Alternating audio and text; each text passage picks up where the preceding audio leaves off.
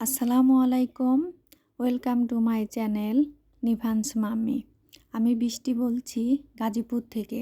কাছে দূরে যে যেখান থেকে আমার ভিডিওটি দেখছেন, আশা করি আপনারা সবাই ভালো আছেন। আলহামদুলিল্লাহ, আমরাও ভালো আছি। নতুন একটি ভিডিও নিয়ে আপনাদের সামনে চলে এসেছি। আশা করি একটু হলেও ভালো লাগবে।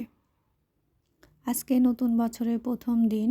সবাইকেই প্রথমে নতুন বছরের শুভেচ্ছা। আমাদের জীবন থেকে একটি বছর হারিয়ে গেল। আসলে নতুন বছরের শুরুতে খুশির সঙ্গে সঙ্গে কষ্টও অনেকটা লাগে, কারণ আমরা চাইলেও এই গত বছরের দিনগুলো আর কখনোই ফিরে পাবো না।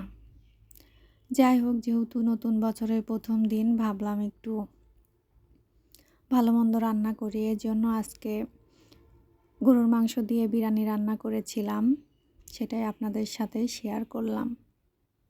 আসলে ডিটেলসে আমি শেয়ার করি নাই। যাই হোক, প্রথমে আমি বিরিয়ানি রান্না করার জন্য মশলাটা ভালো করে কষিয়ে নিয়েছি। আসলে মোটামুটি সবাই আমরা রান্না পারি।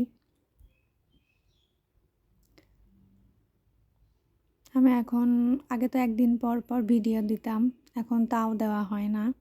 তাই ভাবলাম না, আজকে ভিডিও দিবই। এই জন্য ছোট্ট একটি ভিডিও নিয়ে আপনাদের সামনে চলে এসেছি। মশলাটা ভালো করে কষানোর পরে এই যে গরুর মাংসর পিসগুলা দিয়ে এখন আমি ভালো করে কষিয়ে নিব।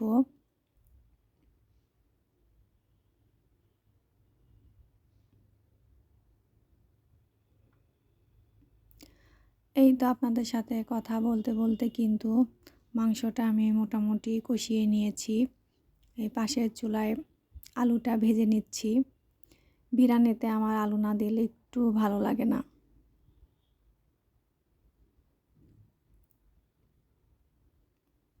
যারা আমার এই ছোট্ট চ্যানেলটিকে সাবস্ক্রাইব করেছেন তাদের অসংখ্য ধন্যবাদ। যারা এখন পর্যন্ত করেন নাই, যদি আমার ভিডিও একটু ভালো লেগে থাকে তাহলে সাবস্ক্রাইব করে দিবেন। পাশে থাকা বেল আইকনটি প্রেস করে রেখে দিবেন। আমি ভিডিও ছাড়ার সাথে সাথে আপনাদের ফোনে নোটিফিকেশন চলে যাবে। আপনারা আপনাদের সময় সুযোগ বের করে দেখে নিতে পারবেন। যারা লাইক দিবেন, কমেন্ট করবেন, আপনাদের কমেন্ট পড়তে আমার অনেক ভালো লাগে। এই তো আলুটা ভেজে আমি মাংসর মধ্যে দিয়ে দিয়েছি। এখন আর কিছু সময় আমি রান্না করে নিব।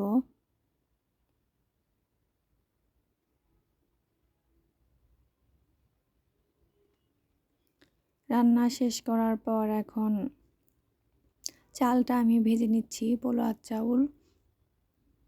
প্রথমে তেল দিয়ে এর মধ্যে পেঁয়াজ একটু ভেজে নিয়ে, তেজপাতা, এলাচ, দারুচিনি ভেজে নিয়ে চালটা দিয়ে ভালো করে ভেজে নিচ্ছি।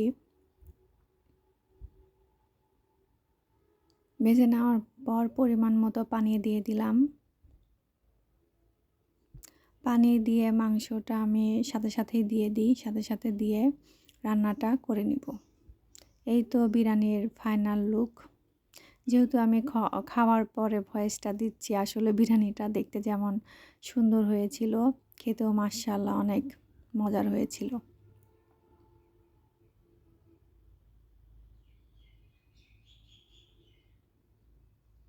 এরপরে সন্ধ্যার নাস্তায় পপকর্ন ভেজে নিয়েছিলাম। আপনারা সবাই ভালো থাকবেন, আমাদের জন্য দোয়া করবেন।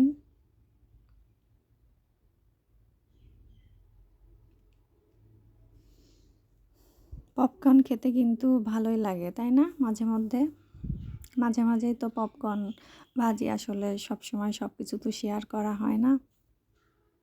আসসালামু আলাইকুম, আল্লাহ হাফেজ।